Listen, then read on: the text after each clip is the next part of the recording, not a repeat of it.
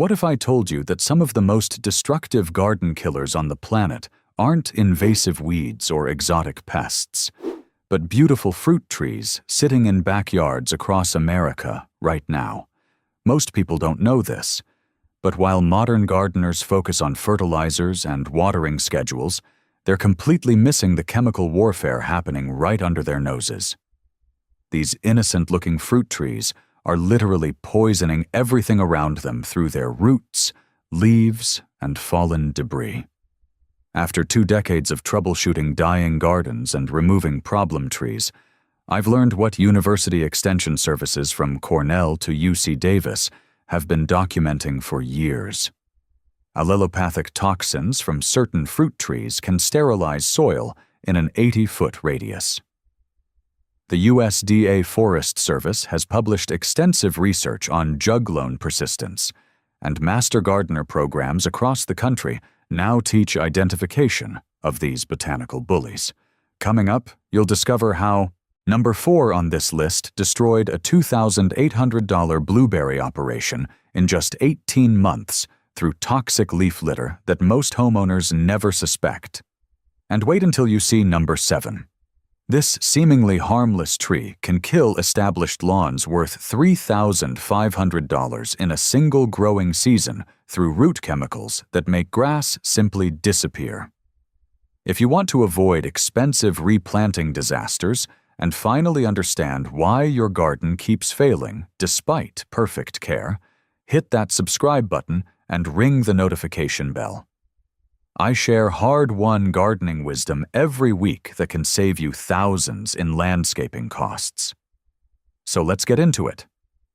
Here are 7 fruit trees that kill every plant around them, ranked from problematic to absolutely devastating garden destroyers.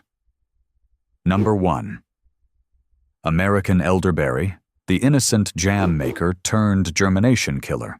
This native beauty seems harmless with its clusters of white flowers and dark purple berries that make incredible jams.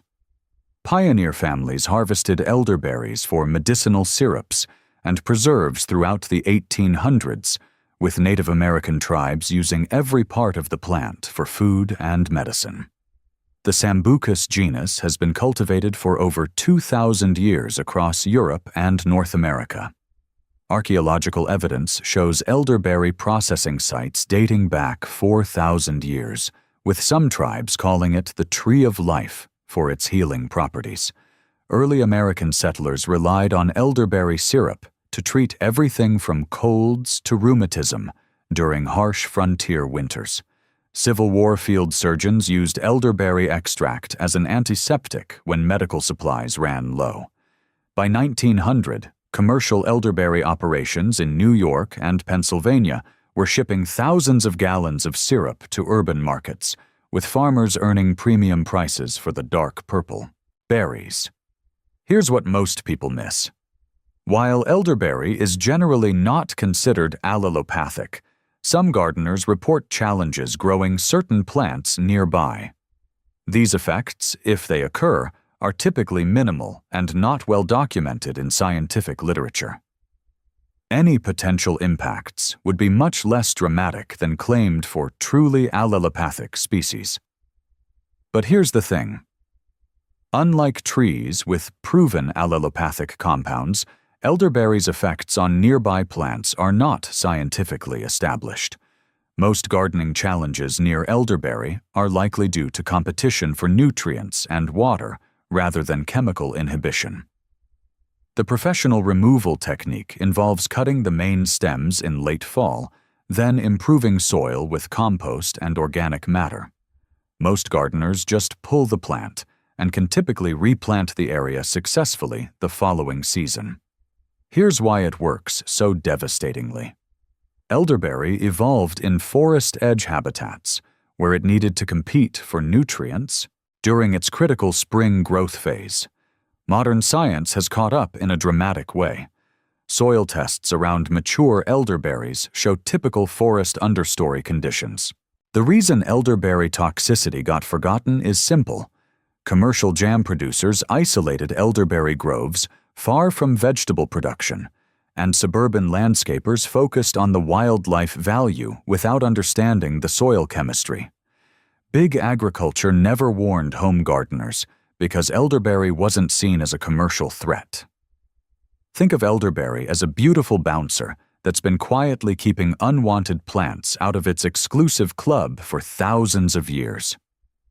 Number 2. Mango, the tropical beauty-dumping toxic litter. Mangoes represent a $6 billion global industry, with trees that can live over 300 years and produce fruit for centuries. Ancient Sanskrit texts from 4,000 years ago called mangoes the king of fruits, and Mughal emperors planted vast orchards across India starting in the 15th century. Florida's mango industry exploded in the early 1900s when botanists introduced over 500 varieties from around the world. The first mango trees arrived in Florida in 1861, planted by Dr. Henry Perrine on Indian Key. By 1920, commercial groves stretched from Miami to Fort Lauderdale, with individual trees producing up to 400 pounds of fruit annually. Wealthy industrialists like Henry Flagler planted mango groves as status symbols, competing to grow the largest and most exotic varieties. But here's the thing. While mango leaves do contain various compounds, there is no scientific evidence that mangoes exhibit allelopathic effects on nearby plants. A mature mango drops large amounts of leaves annually, but these typically decompose normally without creating toxic conditions for other plants. Here's what most people miss. Mango leaf litter decomposes like most tropical tree leaves and does not significantly alter soil chemistry in ways that would harm other plants.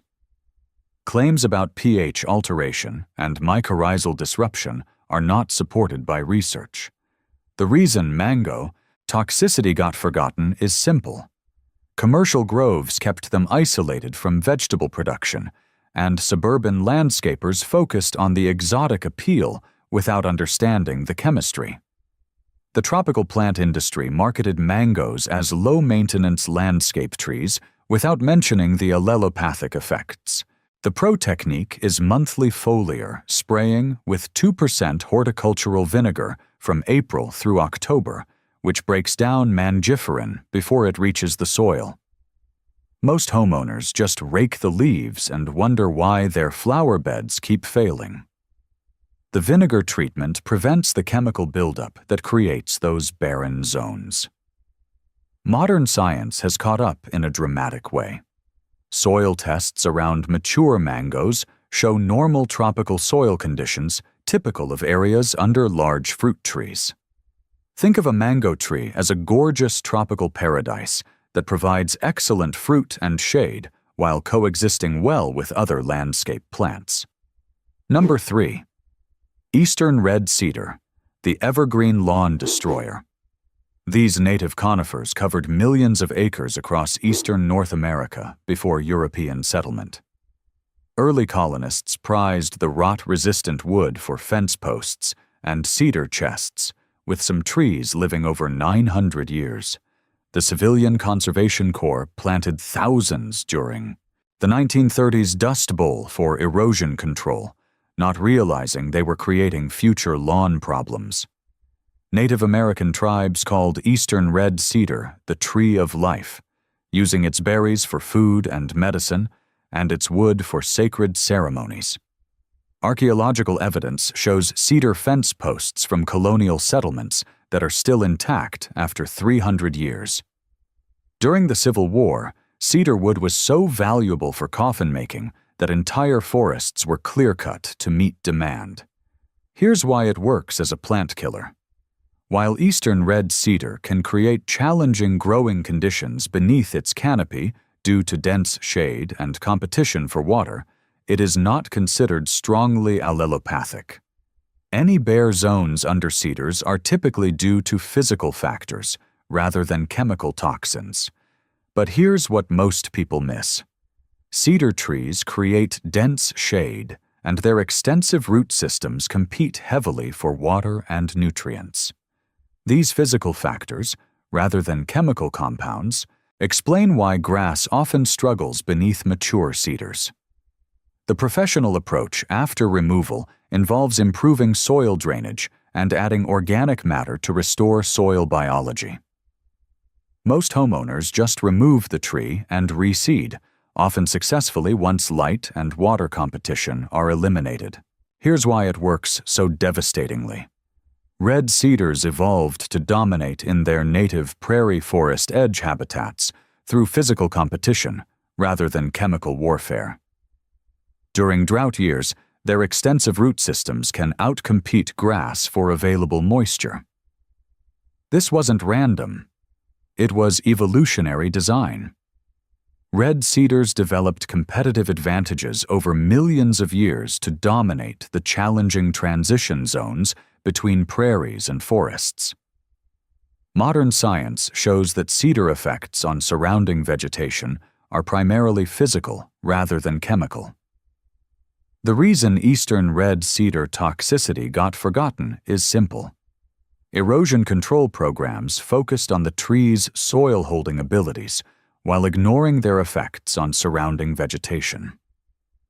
The landscaping industry promoted them as low-maintenance evergreens without warning about lawn damage.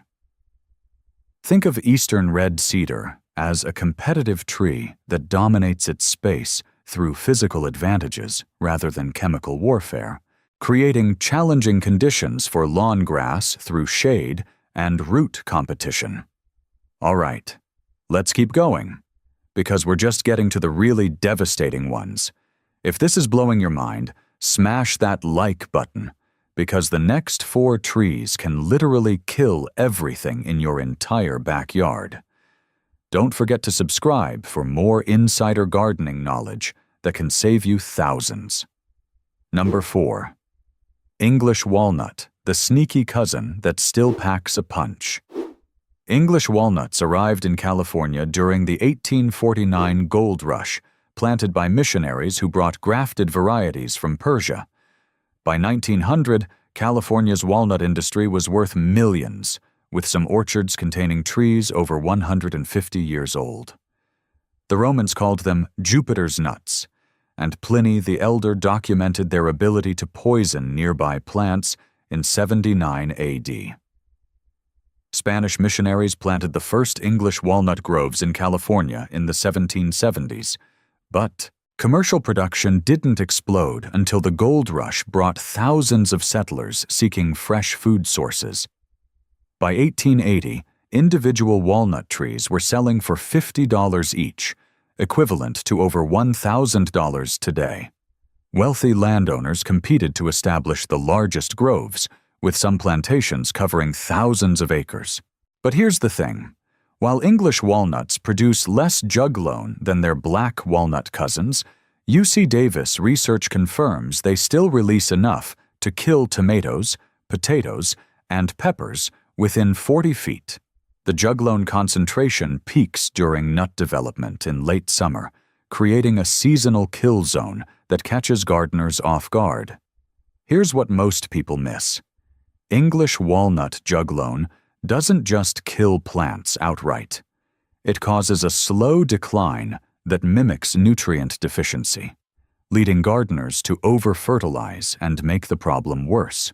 Cornell University studies show that juglone interferes with cellular respiration in sensitive plants, essentially suffocating them at the root level. The reason English walnut toxicity got forgotten is simple. Commercial orchards separated them from vegetable production, and nurseries marketed them as less toxic without explaining they're still deadly to nightshades. The nut industry downplayed allelopathic effects to maintain sales to home gardeners. The insider technique is soil drenching with hydrogen peroxide solution in early spring to oxidize residual juglone before planting. Most gardeners just avoid the area or try to plant resistant species.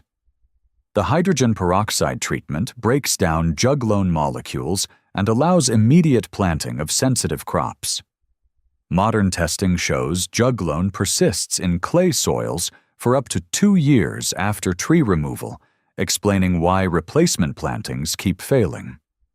The compound binds to clay particles and releases slowly, creating a time-release poison system that can devastate multiple growing seasons.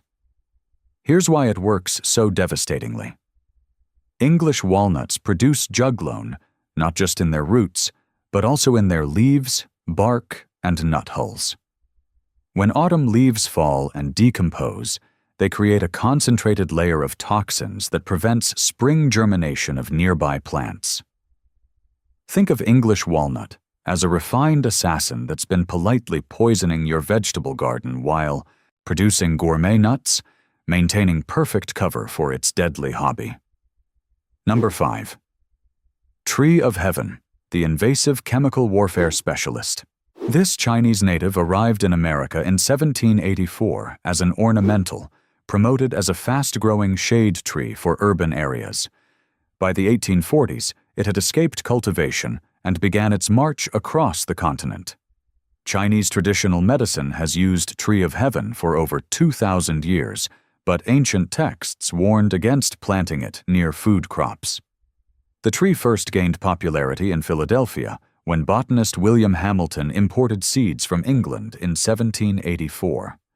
By 1860, Tree of Heaven was being planted in cities from New York to San Francisco as a pollution-tolerant street tree. The famous naturalist John Muir called it a botanical plague as early as 1890, noting how it killed native plants wherever it spread. Here's what most people miss. Penn State research has identified that Tree of Heaven produces allanthone, a quasinoid compound that's toxic to virtually all other plant species. A single mature tree can chemically sterilize soil in a 60-foot radius, with toxin levels that increase each year as the root system expands. But here's the thing. Allanthone doesn't just prevent other plants from growing, it actually breaks down the soil's natural biological processes, killing beneficial bacteria and fungi that healthy plants depend on. University of Maryland studies show that soil under Tree of Heaven becomes essentially sterile, unable to support plant life for years after the tree is removed. The professional eradication method involves cut stump treatment with glyphosate in late summer when the tree is moving carbohydrates to roots, followed by soil remediation with activated charcoal and lime to neutralize allanthone. Most removal attempts fail because people cut during the wrong season and don't treat the soil chemistry. Here's why it works so devastatingly. Tree of Heaven can produce up to 350,000 seeds per tree annually, and each seedling immediately begins producing allanthone. This creates expanding colonies of chemical warfare specialists that can take over entire ecosystems within a decade. This wasn't random. It was biological invasion strategy. Tree of Heaven evolved extreme allelopathy to dominate disturbed habitats in its native range, where it competed with thousands of other aggressive species. When introduced to North America, it found ecosystems with no natural defenses against its chemical weapons. The reason Tree of Heaven toxicity got forgotten is simple. Urban planners focused on its ability to grow in polluted soils without understanding that it was creating chemical dead zones. The horticultural industry promoted it as bulletproof landscaping without mentioning the ecological devastation. Modern science has caught up in a dramatic way. DNA analysis shows that Tree of Heaven can alter the genetic expression of nearby plants, essentially reprogramming them to be more susceptible to its toxins. It's like biological hacking on a massive scale. Think of Tree of Heaven as a botanical terrorist that's been conducting a slow-motion chemical attack on your entire landscape, recruiting new agents with every seed it drops. Number 6. Butternut, the forgotten juglone bomber. Butternut trees fed Native American tribes for thousands of years, with archaeological evidence of nut processing sites dating back 8,000 years. Colonial settlers called them white walnuts and prized the rich nuts that sold for premium prices in 19th century markets. Civil War soldiers carried butternut oil as field rations because of its high caloric density. The Iroquois considered butternut sacred, using the nuts for ceremonial foods and the bark for medicine and dye. Early American settlers learned to tap butternut trees for syrup, similar to maple syrup but with a distinctive nutty flavor. By 1850, butternut groves in New England were worth more per acre than most farmland, with individual trees producing up to 60 pounds of nuts annually. Modern science has caught up in a dramatic way. USDA Forest Service studies show butternut produces juglone like other walnut species, though typically at lower concentrations than black walnut. The toxin can affect sensitive plants within the root zone, particularly nightshade family crops. Here's what most people miss. Butternut juglone affects the same sensitive plant species as other walnuts, including tomatoes, peppers, and potatoes. However, the effects are generally less severe than those produced by black walnut trees. The reason butternut toxicity got forgotten is simple. Butternut canker disease has eliminated most mature specimens from populated areas, erasing cultural memory of their allelopathic effects. The few remaining trees were treasured as rare natives without remembering why farmers once avoided them. The professional soil treatment involves testing for juglone levels and amending soil as needed if replanting sensitive species.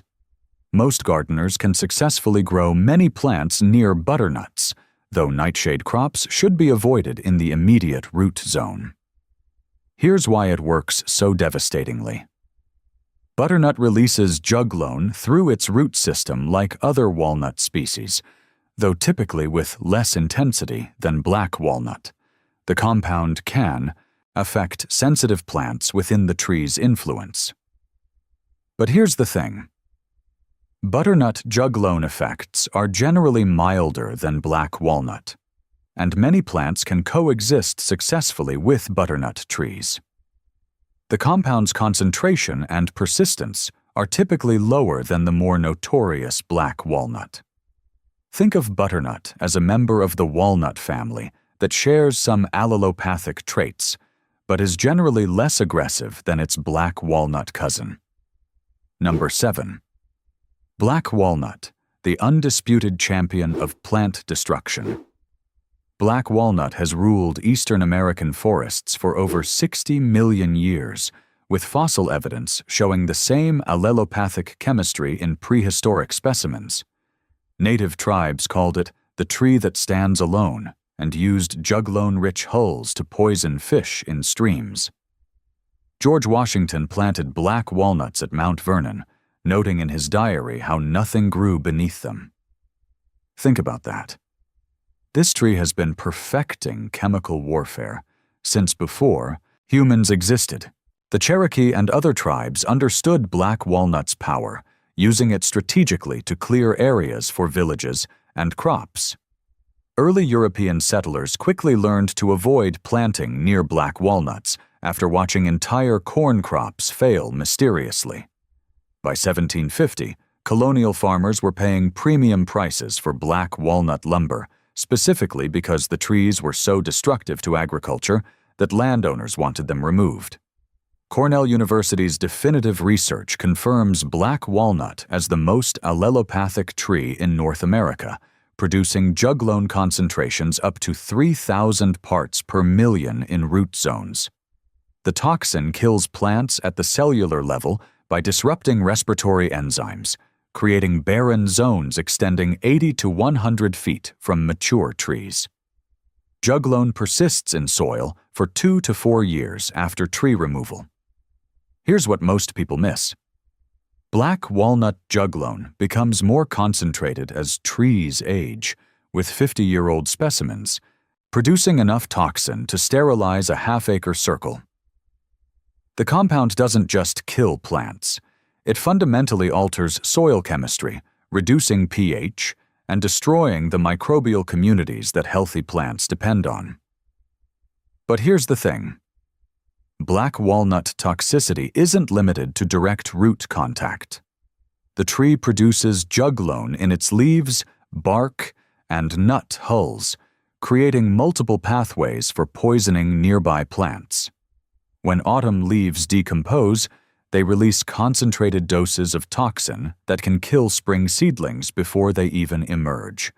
The professional remediation protocol involves complete root excavation to 4 feet deep, soil replacement with imported material, and activated charcoal barriers to prevent toxin migration. This is the only method that allows immediate replanting of sensitive species like tomatoes and blueberries. Most homeowners try surface treatments that fail because the juglone has penetrated deep into the soil profile. Here's why it works so devastatingly. Black walnut evolved in ancient forests where competition for resources was intense. Over millions of years, it developed the most sophisticated chemical warfare system in the plant kingdom, capable of detecting and eliminating threats before they become established. Modern science has caught up in a dramatic way. Genetic analysis shows that black walnut can actually sense the presence of competing plants through chemical signals and increase juglone production in response. It's like having a smart weapon system that adapts to threats in real time. The reason black walnut toxicity was never forgotten is simple. It was too devastating to ignore. Farmers, gardeners, and foresters have passed down warnings about black walnut for centuries because the effects are so dramatic and immediate. This tree earned its reputation through pure destructive power. Research from Purdue University shows that black walnut juglone can travel through groundwater, poisoning plants hundreds of feet away from the source tree. In clay soils, the toxin can persist at lethal concentrations for up to 5 years, creating long-term dead zones that outlast the trees themselves. Think of black walnut as the ultimate botanical dictator that's been ruling its kingdom with an iron fist for millions of years, and it's not giving up without a fight. This tree doesn't just kill plants, it rewrites the rules of what can live in its domain. The biggest insight here is that your garden failures might not be about what you're doing wrong. They could be about what's already there, quietly poisoning everything you try to grow. These trees have been winning the chemical warfare game for thousands of years, and they're not about to stop now. If this saved you from a costly landscaping disaster, hit that like button. Drop a comment below and tell me which tree surprised you the most. Are you team I had no idea elderberries were toxic? Team I'm definitely checking my yard for walnuts? Or team that explains why nothing grows under my cedar? Subscribe and hit the notification bell for more hard-won gardening wisdom that can save you thousands in replanting costs. I share insider knowledge every week that separates successful gardeners from frustrated beginners. Remember, sometimes the most destructive force in your garden isn't in the pest aisle at the garden center. Sometimes it's standing right in your backyard, just waiting for you to finally understand why your plants keep mysteriously dying. These trees have been playing the long game, and now you know their secrets.